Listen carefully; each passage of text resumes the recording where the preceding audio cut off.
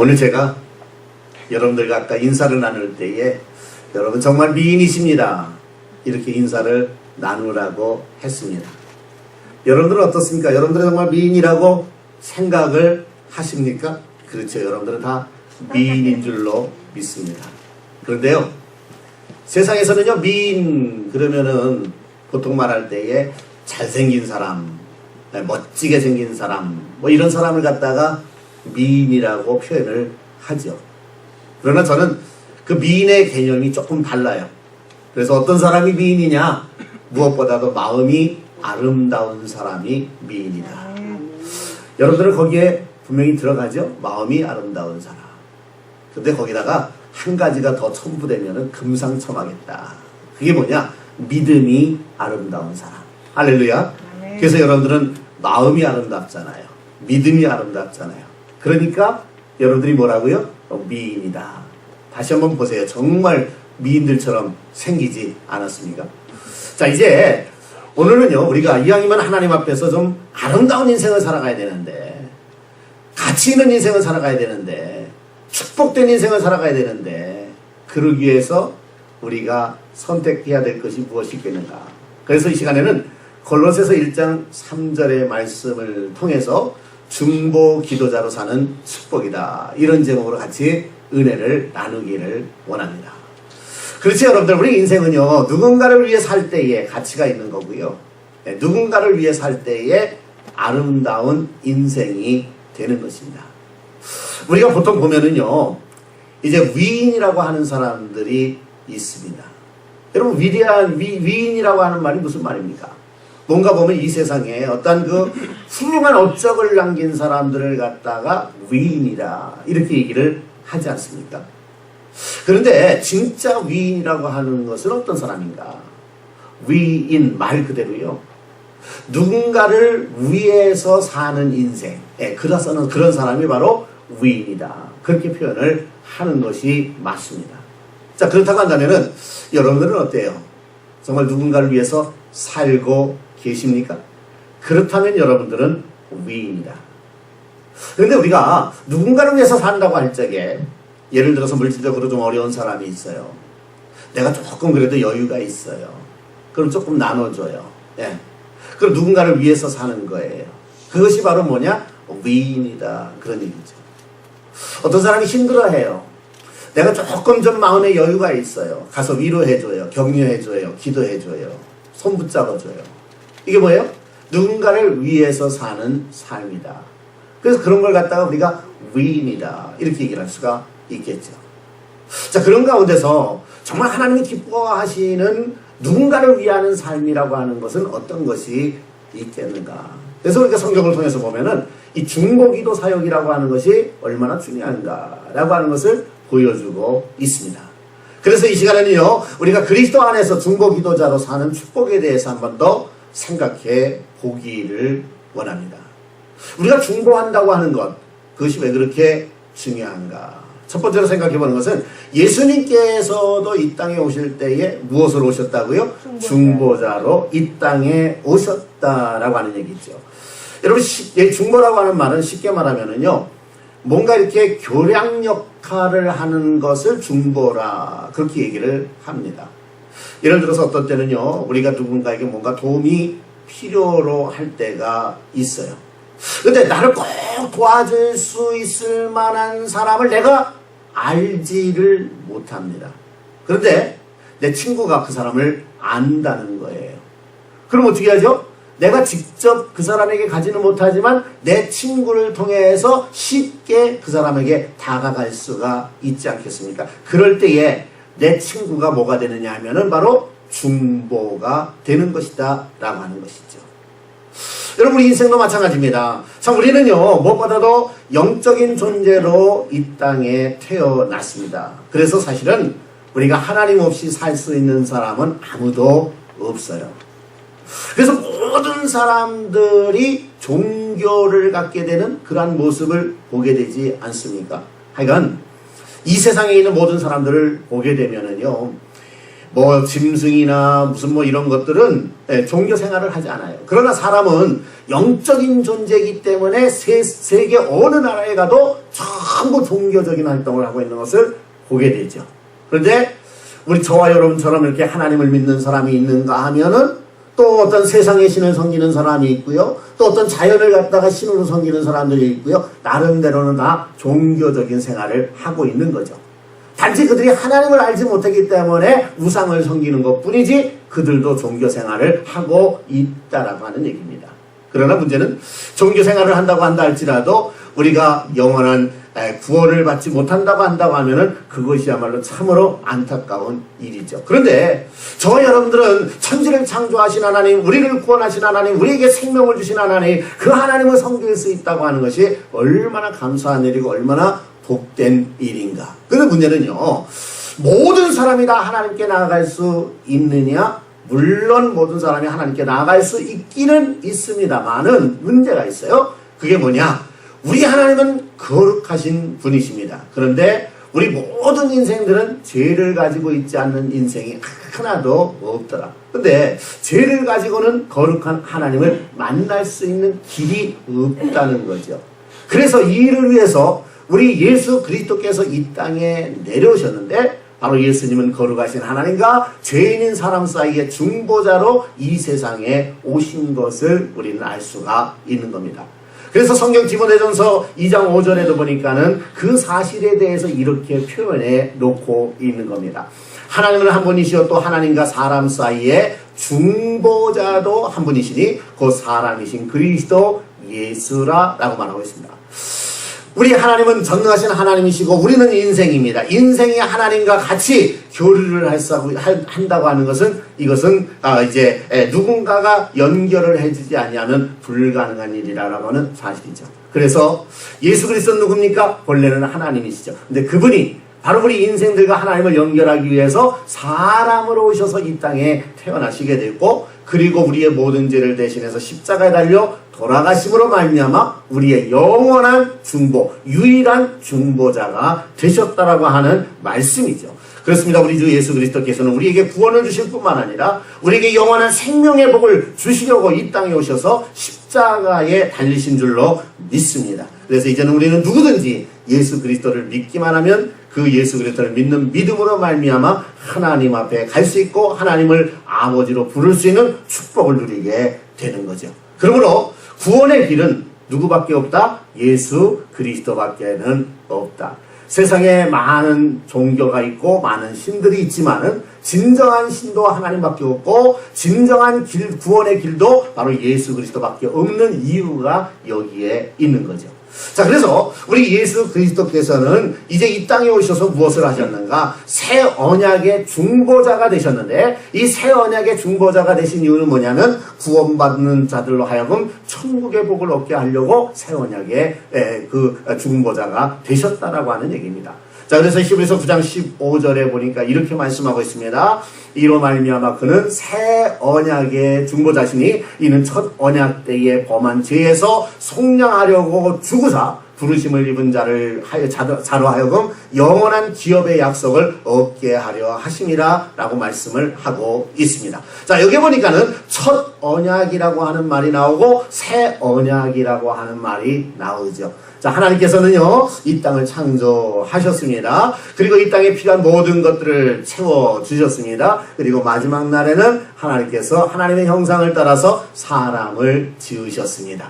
그리고 하나님께서 우리 인생들에게 첫 언약을 주셨다라고 하는 말씀이죠. 그게 뭡니까? 그래서 이제 에덴 그 동산 한가운데에 선악과를 심어놓고 하나님 말씀하십니다. 이 세상의 모든 것들 다 너에게 주니까 너희들이 마음껏 누리면서 살라. 그러나 단 한 가지 선악을 알게 하는 나무의 열매는 따먹지 말라라고 말씀을 하고 계시죠. 그 하나를 심어줌으로 말미암아 하나님이 계시다고 하는 사실을 우리 인생들에게 가르쳐주고 늘 하나님을 경외하고 정말 인생을 살아가면서 그 하나님을 바라보면서 하나님 앞에 조심하고 또 하나님 앞에서 즐기면서 살라고 선악과를 주신 거죠. 그러나 그럼에도 불구하고 인생들이 어떻게 됐습니까? 이 뱀의 유혹에 따라서 사단의 유혹을 따라서 이 선악과를 따먹으로 말미암아 첫 언약을 어기게 됐다는 거죠. 첫 언약을 어기게 됨으로 인간 세계에 들어온 것이 뭐예요? 바로 죽음이라고 하는 것이 들어온 겁니다. 사망이라고 하는 것이 들어오게 된 겁니다. 자, 그래서 우리 인간은 죄의 싹은 사망이라고 하는 그 법 아래 모두가 다 죽을 수밖에 없게 된 것이죠. 바로 그럴 때에 우리 인간들을 죄에서 구원하고 사망에서 구원하시기 위해서 하나님께서 한 계획을 세우시고 이제 자기의 자녀를 보내시는데 그분이 누구냐? 바로 예수 그리스도다. 그런 얘기입니다. 그래서 이제 예수님은 이 첫 언약이 깨진 것을 새 언약을 통해서 회복시키시기 위해서 이 땅에 오셨다. 그래서 이로 말미암아 그런 새 언약의 중보자시니 이는 첫 언약 때에 범한 죄에서 속량하시려고 이제는 그 죄를 사하고 다시 한번 이제 우리 인류를 구원해서 영원한 생명으로 부르기 위해서 우리에게 오셨다는 것입니다. 그래서 부르심을 입은 자들로 하여금 영원한 기업의 약속을 얻게 하시려고 십자가에 달려 죽으셨다라고 말씀하고 있는 거죠. 자, 우리 주 예수 그리스도께는 이와 같이 중보의 역할을 하셔서 정말 우리 죄인들이 거룩한 하나님 앞에 나아갈 수 없을 때에 우리로 하여금 하나님 앞에 나갈 수 있는 길을 열어주셨다. 그래서 이제는 주님께서 주신 새 언약은 뭡니까? 내가 십자가에서 너희의 모든 죄를 대신해서 죽겠으니 이제는 누구든지 내 보혈의 피를 믿기만 하면 구원을 얻으리라. 이것이 바로 새 언약이다. 그런 얘기죠. 그래서 오늘 저와 여러분들도 마찬가지입니다. 우리가 어떻게 하나님의 자녀가 돼서 살아갑니까? 우리가 어떻게 하나님의 백성으로 살아갑니까? 우리가 어떻게 영원한 천국의 그 놀라운 축복을 개런티 받으면서 살아갑니까? 누구 때문에? 바로 예수 그리스도 때문에. 예수님께서 주신 그 새 언약, 다시 말해서 누구든지 나를 믿기만 하면 구원을 얻으리라고 하는 이 새 언약 때문에 여러분들이 예수를 믿을 때에 이와 같은 은혜와 축복을 받게 된 줄로 믿습니다. 아멘. 참 얼마나 감사한 일인지 몰라요. 제가요 예전에도 보면은요 저희 이제 그 외갓집이 굉장히 그 산골 쪽에 있었습니다. 그래서 가다 보면은요 냇가리 막 흐르고 그랬어요. 근데 이제 보통 때에는 충분히 그냥 건너갈 수 있는 그러한 냇가입니다. 그런데 이것이 이제 비가 많이 온다든가 장마가 온다든가 그러면은요 물이 막 너무 많이 흘러가지고서는 이 건너가기가 굉장히 어렵습니다. 근데 제가 어렸을 적에도요 거기를 건너가려고 그러면은요 이거 완전히 빠질 수밖에 없는 그러한 상황입니다. 그러면 어떻게 해요? 어른들이 이제 우리 아이들을 전부 이렇게 안고 업고 그러면서 이제 건너갔던 그러한 기억이 납니다. 그것이 뭐냐면은 우리가 이곳에서 저쪽으로 건너가야 되는데 우리의 힘으로는 감당이 안 된다 그런 얘기죠. 그런데 어른이 와가지고서는 업어주고 안아줬을 때 건너간 것처럼 바로 우리가 하나님 앞에 직접 나갈 수도 없을 때에 하나님께서는 독생자 예수 그리스도를 보내서 예수 그리스도로 말미암아 우리가 하나님께 나아갈 수 있는 길을 만들어 주셨다. 그것이 바로 중보라고 하는 그러한 사실이죠. 자, 우리는 이 중보자 되신 예수님 때문에 구원을 받고 중보자 되신 예수님 때문에 하나님의 자녀가 되고 오늘도 풍성한 은혜와 평강을 누리면서 살게 된 줄로 믿습니다. 그래서 중보는 중요하다. 그런데 예수님만 중보자로 사셨느냐? 우리가 보면은 예수님의 사도였던 바울도 중보자의 사역을 살았다. 그래서 두 번째로 생각하는 것은 바울은 중보기도 사역을 한순간도 놓치지 아니했던 것을 보게 됩니다.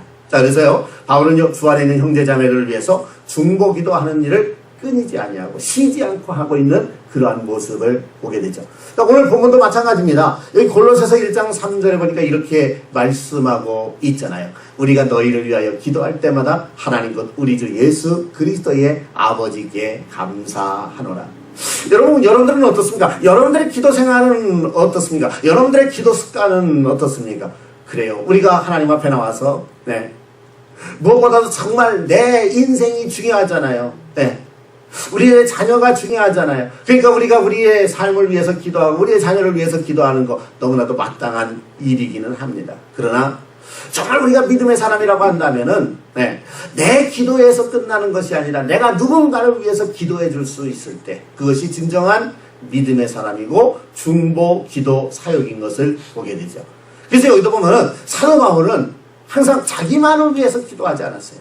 사도 바울은 물론 자기를 위해서 왜 기도하지 않았겠습니까? 그리고 또 사도 바울은 다른 사람들에게 자기를 위해서도 기도해달라고도 얘기를 하지 않습니까? 그만큼 자기의 사역이 중요한 것은 사실이죠. 그러나 그럼에도 불구하고 그는 늘 성도들을 위해서 기도하고 있었던 이러한 모습을 보게 됩니다.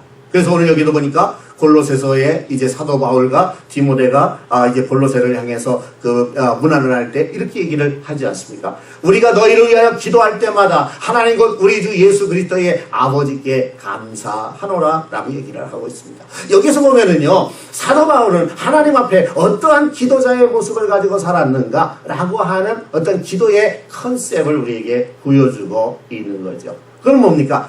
바울은요, 어디를 가든지 그는 쉬지 아니하고 기도하는 사람이었다라고 하는 얘기입니다.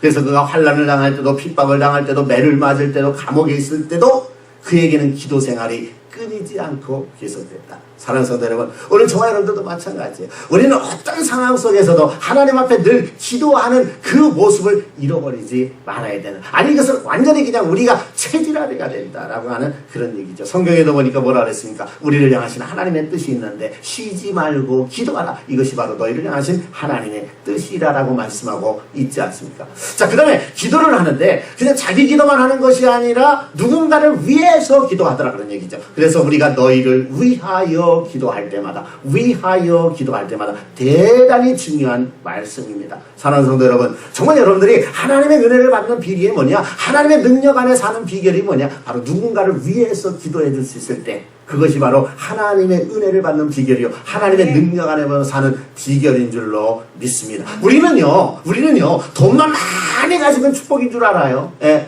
누군가가 나에게 막 큰 선물을 해주면 축복인 줄로 생각하고 있습니다. 물론 그것도 복이죠. 그러나 더 중요한 거는 뭐냐면 내가 누군가를 위해서 살아갈 수 있을 때 그것이 바로 복 있는 인생이다. 그런데 누군가를 위해서 특별히 내가 기도해 줄 수 있을 때 그것은 진정한 축복이 되는 줄로 믿습니다. 그래서 이왕이면 우리가 육적인 축복만 말아보지 말고요, 이 영적인 그러한 그 축복의 세계를 생각을 하면서 누군가를 위해서 기도해 주자라고 하는 것이죠. 그러면서 또 이 사도 바울은 어떻게 기도합니까? 여기 보니까 하나님과 우리 주 예수 그리스도의 아버지께 감사하노라 라고 표현하고 있습니다. 그러니까 우리는 기도할 때 어떤 컨셉을 가지고 기도해야 된다고요? 감사하는 마음의 컨셉을 가지고 우리가 하나님 앞에 기도해야 된다.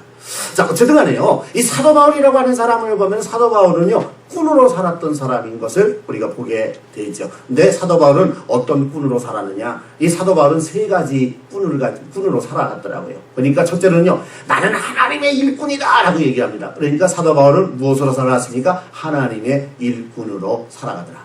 그리고 두 번째로는요, 사도 바울은 어디를 가든지 복음 전하는 목적을 가지고 살아가는 그러한 삶을 살았던 것을 보게 되죠. 그러니까 사도 바울은 복음의 전도꾼으로 살아갔다.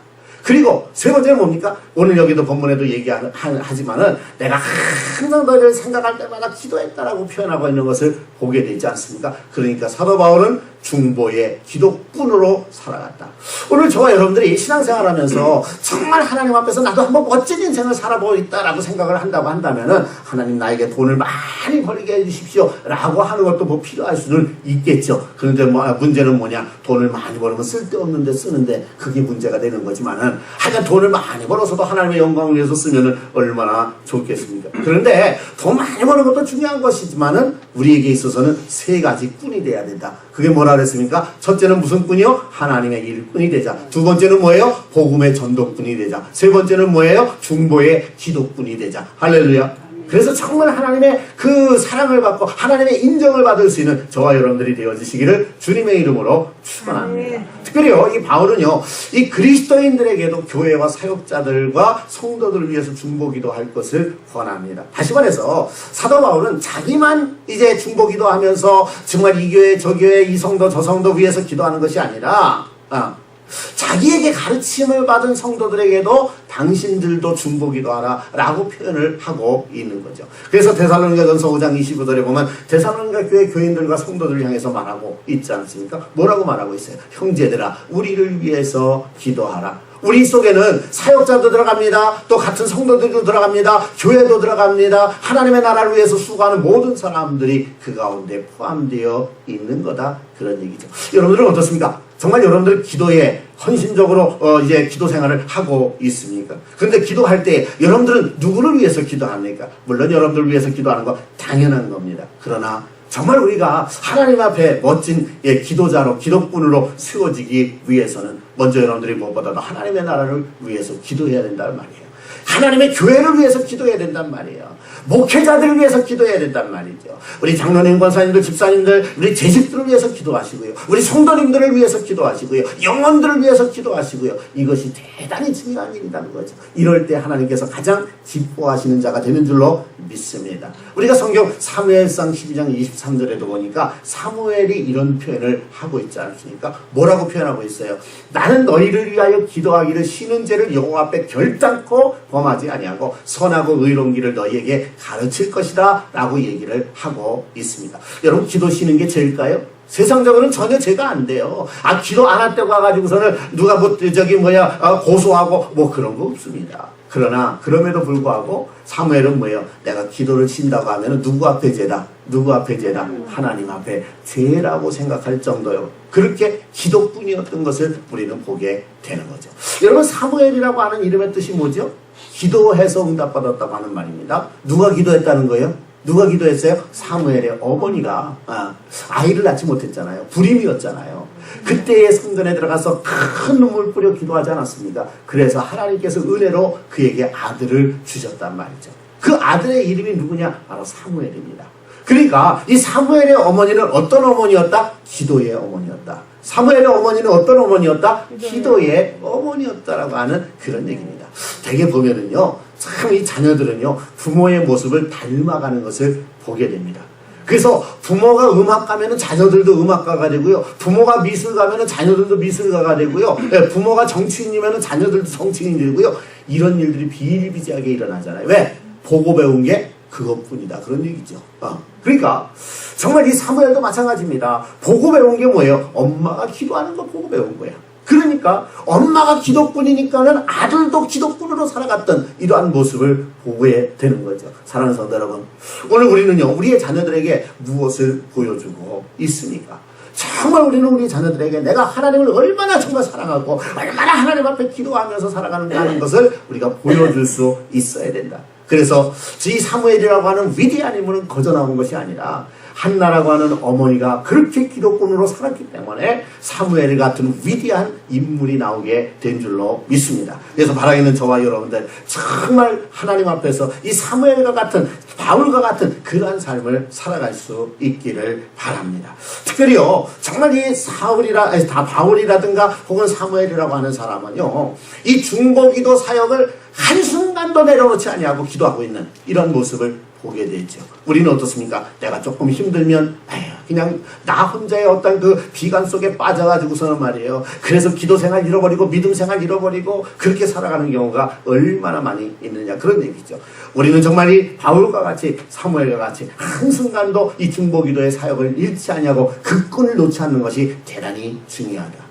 그런 면에서 보면은요, 참 우리가 이 새벽에 나와서 기도하는 것이 얼마나 중요한지 몰라요. 사실 우리가 하루를 살아가면서 일어나서 움직이다 보면은요, 기도할 시간이 별로 없지 않습니까? 너무 바쁘게 뛰다 보니까는.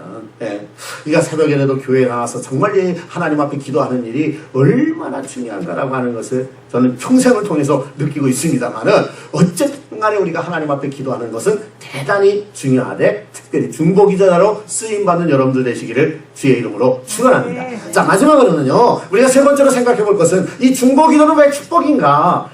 하나님은 중보기도자들을 통해서 그의 일을 행하시기 때문에 중보기도는 축복이다, 그런 얘기입니다. 자, 여러분, 성경은요, 예수님의 마음으로 정말 사랑을 가지고 기도해 줄 때에 은혜를 주실 것을 약속하고 있습니다. 그래서 야고보서 5장 16절에 보니까 이렇게 말씀합니다. 이러므로 너희가 서로 너희 죄를 서로 고하고 또 병낫기를 위하여 서로 기도하라. 의인의 간구는 역사하는 힘이 많으니라 라고 얘기를 하고 있습니다. 자, 우리가 살다 보면은요, 우리 인생 가운데서 병자들이 참 많더라고요. 그런데 우리는요, 보통 보면은요, 어떤 육신적으로, 저 사람이 뭔가 문제가 생겼어. 저 사람이 정말 이제 질병 가운데 있어. 그런 걸 갖다가 병자라고 생각을 하기가 쉽습니다. 물론 그것도 병입니다.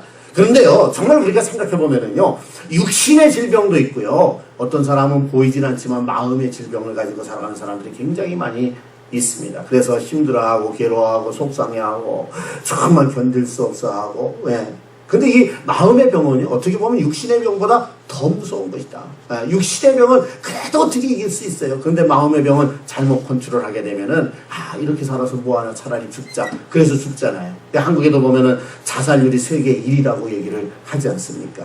자, 그런 가운데서 마음의 병도 있지만은요, 또 다른 병이 하나가 있어요. 그게 뭐냐면 영혼의 병입니다. 여러분, 우리가 하나님을 알고 하나님을 믿지 아니하면 누구나 다 영혼의 병이 걸린 사람이다. 이렇게 보면 되겠습니다. 그럼 우리는 어떻게 해야 되느냐? 육신의 질병에 걸린 사람도 우리가 고쳐줘야 되지만은 또 마음의 질병에 걸린 사람에게도 우리가 위로하면서 격려하면서 그를 치료해줘야 되지만 또 특별히 영혼의 병을 가지고 있는 사람들, 이 병을 고치지 아니하고는 영원한 천국에 들어갈 수가 없다, 그런 얘기죠. 그래서 정말 그들의 영혼을 위해서 우리가 기도해주고 그들의 영혼에게 복음을 전하는 것이 얼마나 중요한가라고 하는 것을 우리는 다시 한번 깨닫게 되는 것입니다. 특별히 누군가가 정말 그들을 위하는 마음을 가지고 기도해줄 때, 격려해줄 때, 위로해줄 때, 복음을 전할 때에 그들의 질병이 고침받는 역사가 나타나게 된다는 거죠. 이 중보의 사역을 누가 감당해야 되느냐? 우리 주님께서는 이미 십자가에서 중보의 사역을 감당하셨습니다. 그리고 이제는 저와 여러분들에게 이 중보의 사역을 우리에게 이제 주시면서 이 일을 너희들이 감당하라고 말씀하고 있는 거죠. 그러니까 우리는 다 뭐예요? 하나님의 일꾼으로, 주님의 일꾼으로 세움받은 자들입니다. 특별히 우리는요, 전도의 중보자가 되어야 되고 기도의 중보자가 되어야 됩니다. 그래서 많은 영혼을 주님께로 돌아오게 한 사람은 이제 별과 같이 천국에서 빛나리라 말씀하고 있는데, 여러분들이 정말 그와 같은 은혜와 축복이 있기를 주의 이름으로 축원합니다. 특별히요, 우리가 성경에 보면 이 아말렉과 이스라엘 백성들이 전쟁할 때가 있었습니다. 그때도 보면은요, 이 여호수아 장군이라고 하는 사람이 나가서 아말렉과 싸우거든요. 그런데 이제 이스라엘 백성들이 애굽에서 막 나온 지 얼마 되지 않은 그러한 상태입니다. 아직 군대도 소집이 되어 있지 않았고요. 무기도 별로 없었습니다. 그런데 아멜렉이 쳐들어오니까 모세가 여호수아에게 내가 너를 장수로 삼아줄 테니까 나가서 싸워라. 아니, 뭘 가지고 싸운단 말입니까? 그렇잖아요. 그럼에도 불구하고 여호수아는 죽으면 죽으리라 하고 모세의 명을 따라서 나가서 아멜렉 군대와 싸우지 않습니까? 그런데 놀라운 일이 벌어지고 있습니다. 바로 그때에 모세가 하나님 앞에 가서 기도를 하지 않습니까? 그런데 모세가 기도하면서 손이 올라가면 이스라엘이 이기고, 너무 피곤해가지고 손이 떨어지면은 아멜렉이 이기는 역사가 반복이 되지 않습니까? 그래서 이것을 보다가 옆에서 누가 돕습니까? 아론과 훌이라고 하는 사람이 양쪽 팔을 붙들어주면서 같이 기도할 때에 그 손이 내려오지 아니하므로 아멜렉을 이기고 이스라엘이 승리했다라고 표현을 하고 있습니다. 여호수아는요, 정말 제대로 이제 그 훈련받은 군사도 없었습니다. 무기도 없었습니다. 그럼에도 불구하고 어떻게 승리할 수 있었느냐? 모세가 중보기도 할 때에 승리할 수가 있었다는 거죠. 그래서 출애굽기 17장 11절에 보니까 이렇게 말합니다. 모세가 손을 들면 이스라엘이 이기고 손을 내리면 아멜렉이 이기더니. 여러분들이 기도의 손을 들면은 여러분들의 가정이 복을 받고, 여러분들이 기도의 손을 들면 여러분들의 자녀들이 잘 되고, 여러분들이 기도의 손을 내리면 여러분들의 자녀들에게 문제가 생기고, 그렇다고 한다면 여러분들 어떻게 하겠습니까? 기도의 손을 내리겠어요? 올리겠어요? 내릴 수가 없잖아요. 그렇잖아요? 여러분, 우리가 이것을 우리에게 한번 적용해 본다고 한다면은 우리가 기도하는 일을 멈출 수가 없다, 그런 얘기죠. 우리의 자녀들을 위해서, 우리의 가정을 위해서, 우리 교회를 위해서, 이 나라와 민족을 위해서 기도하는 일을 멈출 수가 없다, 그런 얘기죠. 그러니까 사무엘이 뭐라고 그랬어요? 내가 기도시는 죄를 범치 아니하겠다. 영적인 원리를 아는 사람이기 때문에 그런 얘기를 하게 됐다라고 하는 사실입니다. 사랑하는 성도 여러분, 오늘 이 나라가 잘 되기를 원합니까? 여러분들의 가정과 자녀들이 잘 되기를 원합니까? 교회가 잘 되기를 원합니까? 정말 믿음의 어떤 힘이 이 땅을 지배하기를 원합니까? 여러분들의 기도에 달려있는 줄로 믿고요, 기도하는 가운데 더욱더 하나님 앞에 쓰임받고 또 하나님의 사랑받고 하나님의 축복까지 누릴 수 있는 여러분들이 되시길 주의 이름으로 축원합니다. 자, 이제 말씀을 마치겠습니다. 우리 바울이 가지고 있는 상꾼이 있다 그랬어요. 무슨 꾼이라 그랬어요? 그는 어떤 꾼으로 살아갔다 그랬어요? 첫째는 하나님의 일꾼으로 살아갔다. 두 번째 뭐예요? 복음의 전도꾼으로 살아갔다. 세 번째 뭐예요? 중보의 기도꾼으로 살아갔다. 할렐루야. 오늘 저와 여러분들이 이와 같은 모습을 가지고 산다고 한다면 우리 주님 얼마나 기뻐하실까? 특별히요, 중보기도라고 하는 것은요, 내가 하나님의 일꾼으로 사는 방법이라고 하는 사실이죠. 여러분 어때요? 하나님의 일꾼으로 살기를 원합니까? 그래요. 나도 하나님의 일꾼 한번 해봤으면 좋겠어요. 그런 생각 안 가지고 있는 사람은 하나도 없을 줄로 압니다. 그런데 어떻게 우리가 하나님의 일꾼이 되겠습니까? 물론 여러 가지 방법들은 있어요. 그런 가운데서도 여러분들이 정말 하나님 앞에 중보 기도자로 산다고 한다면 여러분들은 하나님의 일꾼으로 사는 길인 줄로 믿습니다. 특별히요, 이 중보 기도의 삶을 통해서 이제 주변도 살리고 여러분도 사는 축복을 누릴 수 있기를 바랍니다. 여러분들의 중보 기도를 통해서 여러분들이 기도하는 그 대상들이 복을 받게 될 것입니다. 또 그들만 복을 받는 것이 아니라 여러분들이 누군가를 위해서 기도할 때 하나님께서는 여러분들을 붙들어 주시고 더 강한 믿음으로 세워주시고 또 하나님의 일꾼으로 삼아주시고 하나님의 은혜와 축복까지 더해 주시는 것입니다. 바라기는 오늘도 하나님께서 주시는 은혜와 평강과 능력과 축복이 여러분과 여러분들의 생애 속에 함께 하시기를 주님의 이름으로 축원합니다. 기도하겠습니다. 하나님